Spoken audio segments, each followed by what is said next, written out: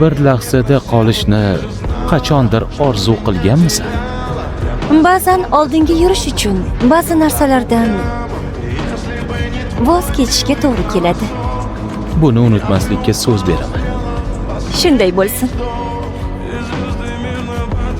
Uzr, meni haligi Yo'q, hammasi joyida. Yaxshi. o'zimizni bu birinchi martadek tuta olamizmi?